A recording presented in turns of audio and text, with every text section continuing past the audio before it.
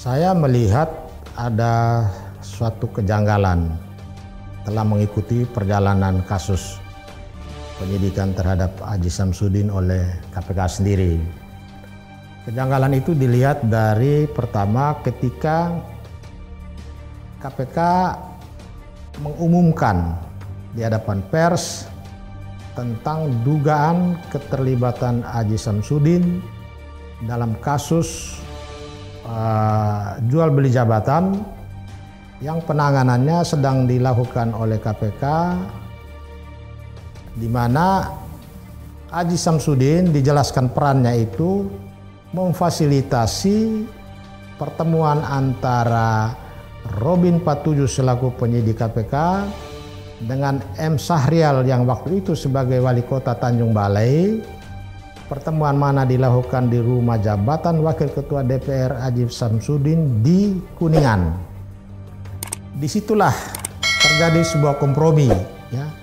Terjadi sebuah permufakatan bahwa M. Syahrial membutuhkan jasa dari Robin 47 agar memperjuangkan perkara tindak pidana korupsi jual beli jabatan yang tengah dilakukan penyelidikan dan penyidikan di KPK itu dihentikan.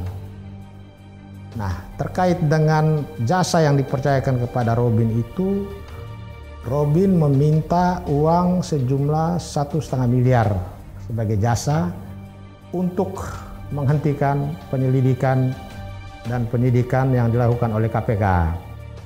Nah, di sini mulai dari dipertemukan sampai dengan musyawarah itu Aziz punya peran di situ. Artinya di sini Aziz punya peran dalam suatu tindak pidana yang oleh undang-undang KPK sendiri melarang Robin untuk bertemu dengan pihak lain yang perkaranya terkait korupsi yang ditangani oleh KPK. Yang menurut undang-undang pun pertemuan seperti itu ancaman pidananya 5 tahun.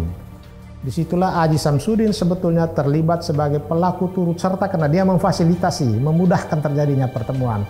Yang dia sendiri tahu bahwa pertemuan antara Robin 47 dengan M. Syahrial bahkan dengan Aziz sendiri itu sebagai suatu pertemuan yang dilarang oleh undang-undang. Tetapi mengapa dia memfasilitasi? Itu peristiwa pidana yang pertama. Peristiwa pidana kedua yang juga terjadi serta-merta di situ yaitu ada suatu kompromi, suatu permufakatan untuk merintangi, menghalangi dan menggagalkan penyidikan yang dilakukan oleh KPK, yaitu minta dihentikan. Itu juga suatu tindak pidana yang ancaman pidananya 12 tahun maksimum karena menghalang-halangi penyidikan, penuntutan dan persidangan yang dilakukan oleh KPK dalam perkara tindak pidana korupsi. Nah, itu peristiwa pidana yang kedua. Peristiwa pidana yang ketiga adalah permufakatan jahat itu sendiri. Ini permufakatan jahat kenapa? Menyuap seorang penyidik KPK, kemudian dengan tujuan supaya dengan uang itu perkaranya dihentikan. Itu diatur dan dilarang oleh Undang-Undang KPK pasal 15. Ancaman pidananya juga tinggi. Nah, kemudian ada satu lagi kaitannya dengan ketika persidangan M. Syahrial di Medan, ya. Walaupun jaksa di dalam dakwaannya berdasarkan bukti-bukti yang ada menyebutkan bahwa jumlah uang yang diberikan kepada Robin waktu itu sebesar 1,5 miliar. Selain Robin juga menerima sejumlah uang dari Aziz Syamsuddin terkait perkara di Lampung Tengah. Tetapi Aziz Syamsuddin membantah itu semua dan hanya mengakui bahwa dia memberikan uang 200 juta kepada Robin, tapi itu juga sebagai pinjaman. Meskipun itu sebagai pinjaman, katakanlah seandainya pun itu benar, tetapi dengan bertemu dengan pimpinan atau anggota penyidik KPK yang dilarang oleh undang-undang, ini juga masuk dalam kategori tindak pidana.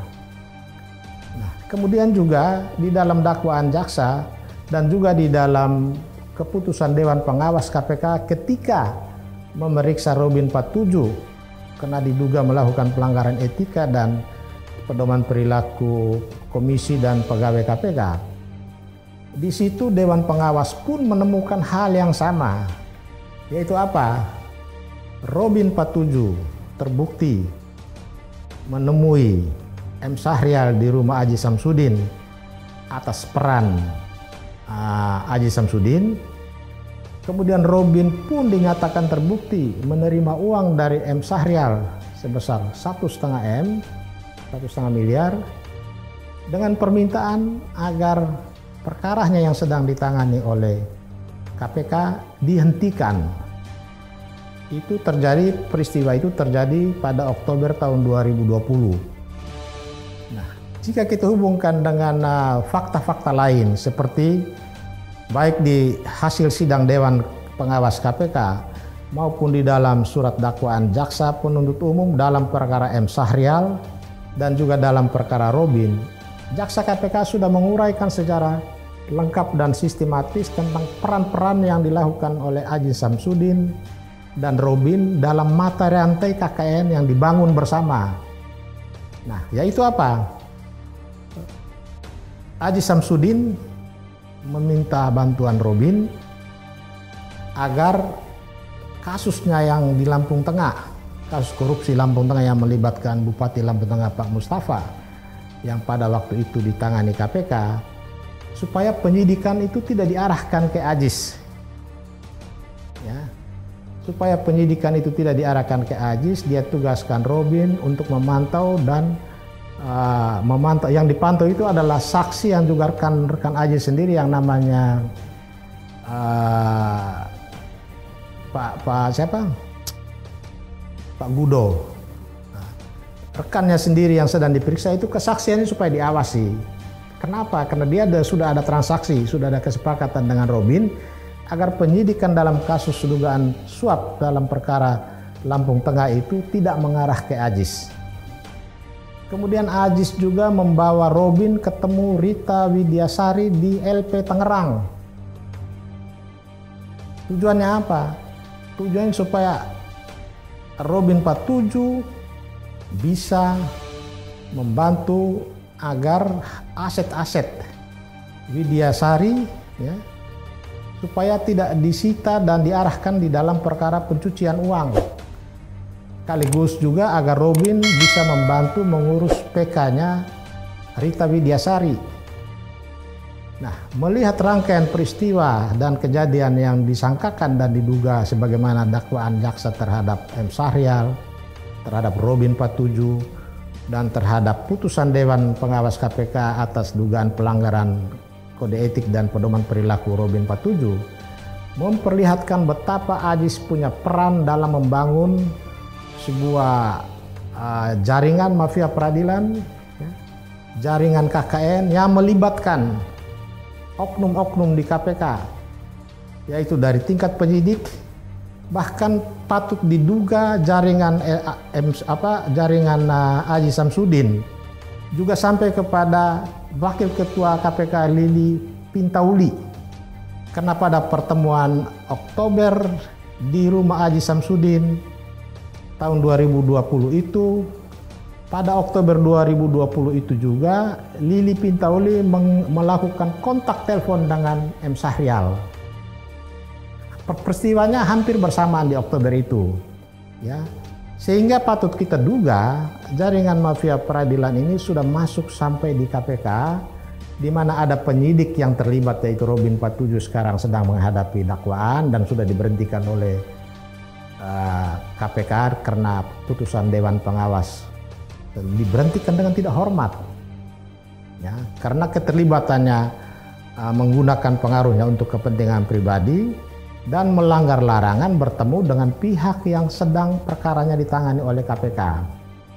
Tetapi itu dilanggar.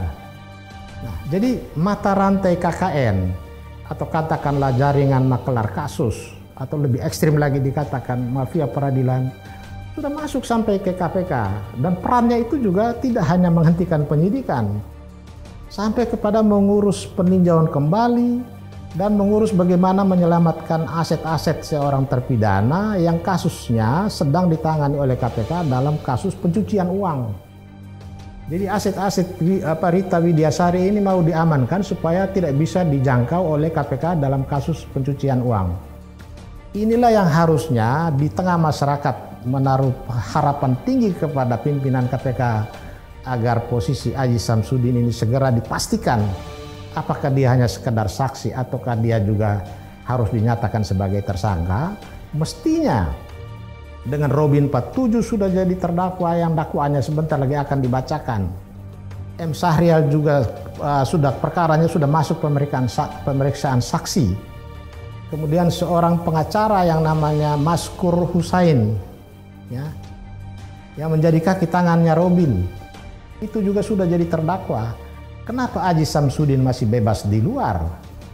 KPK masih mengulur-ulur. Padahal mengulur-ulur terlalu panjang, terlalu lama itu juga dikhawatirkan ada kesempatan mereka bisa menciptakan yang disebut post factum. Mereka bisa menciptakan bukti-bukti tertentu, apakah secara tertulis atau bentuk lain, untuk menyangkal hasil penyidikan, bahkan bukti-bukti yang sekarang sudah tertuang di dalam surat dakwaan yang waktunya akan digunakan pada waktu pemeriksaan sebagai saksi.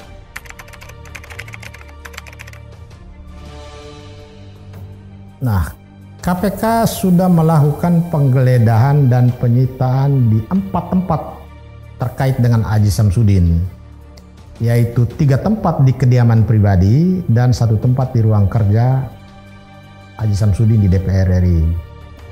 Penyitaan dan penggeledahan ini menunjukkan KPK sangat serius, ya, sangat serius untuk mengungkap keterlibatan Aziz Samsudin.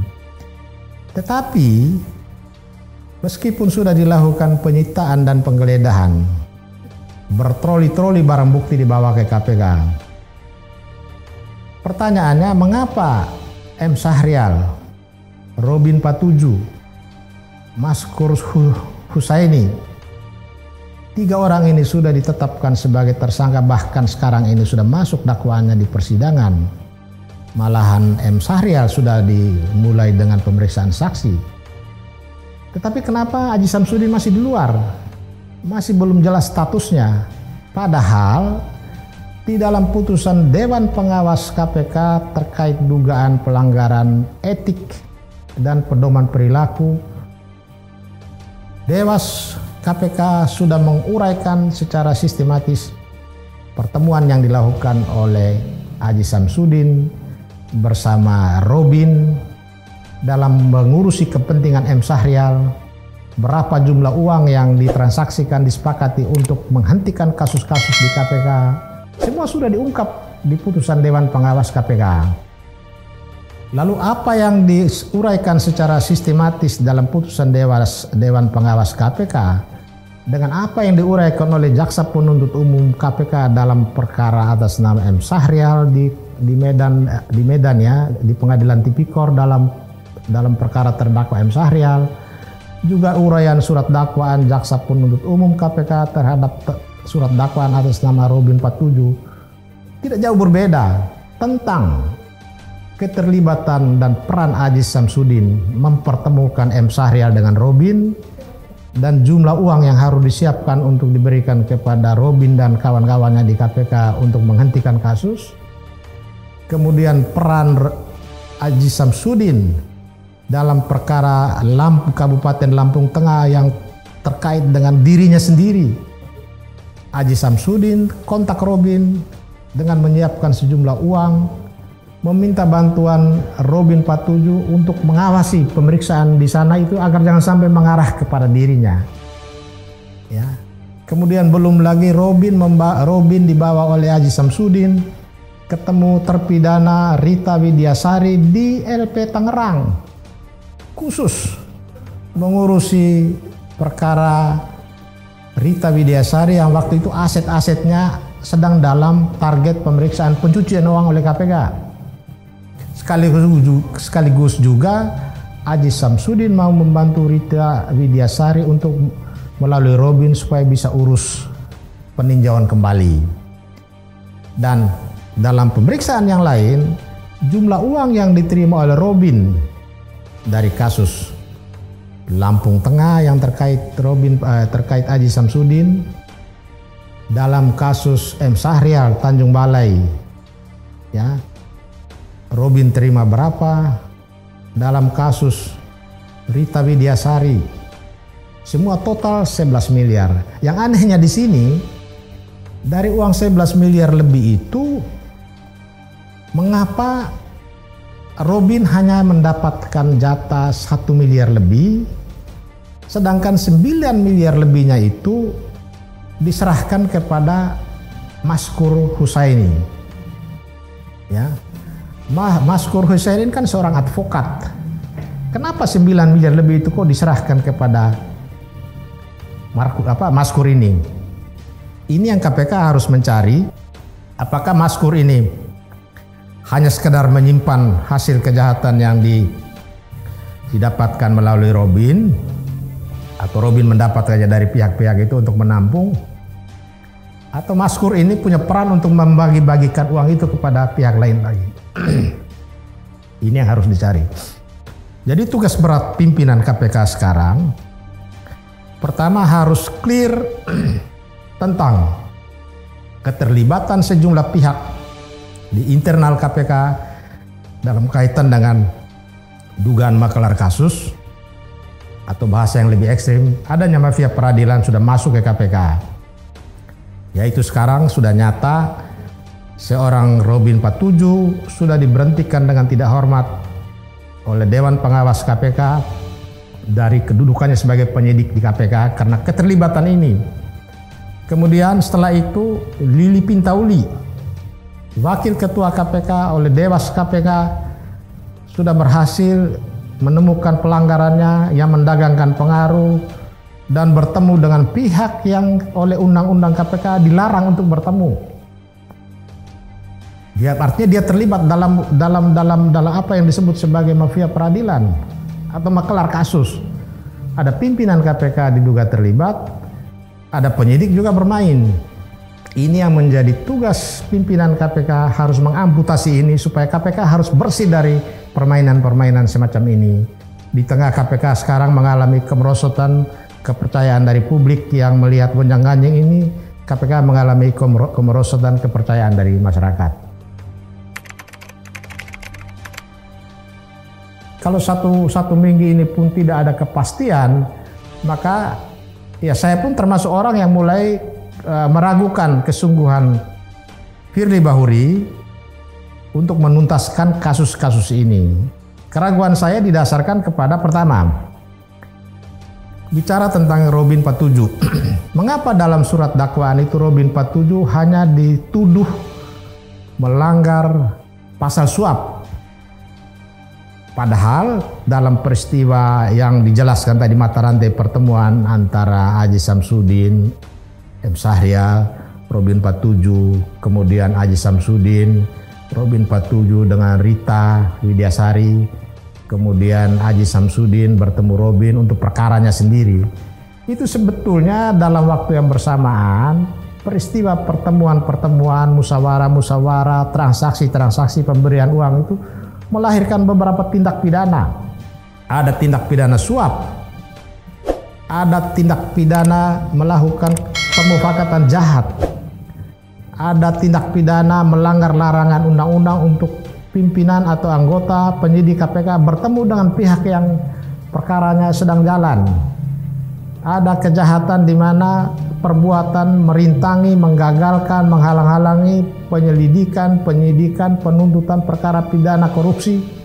Itu semua dilarang oleh undang-undang dan diancam dengan pidana. Tetapi kenapa hanya pasal suap yang masuk? Tiga peristiwa pidana yang lain digelapkan, tidak diungkap. Ini yang kita anggap pimpinan KPK dan penyidik KPK tidak serius, tidak sungguh-sungguh. Apalagi pasal yang terkait dengan larangan pimpinan KPK atau penyidik pegawai KPK bertemu dengan orang yang perkaranya sedang ditangani oleh KPK. Di mana 2 orang sudah dihukum oleh Dewan Pengawas. Lili Pintauli dengan pelanggaran yang sama dengan seperti Robin, tapi Robin diberhentikan dengan tidak hormat. Kenapa Lili hanya mendapat sanksi yang lebih ringan? Hanya memotong 40% dari gaji pokok. Ini yang saya lihat tidak ada keseriusan pimpinan KPK untuk mengamputasi secara total benih-benih ya bibit-bibit, bahkan sekarang ini sudah menjadi nyata bahwa ada permainan mafia peradilan masuk di KPK.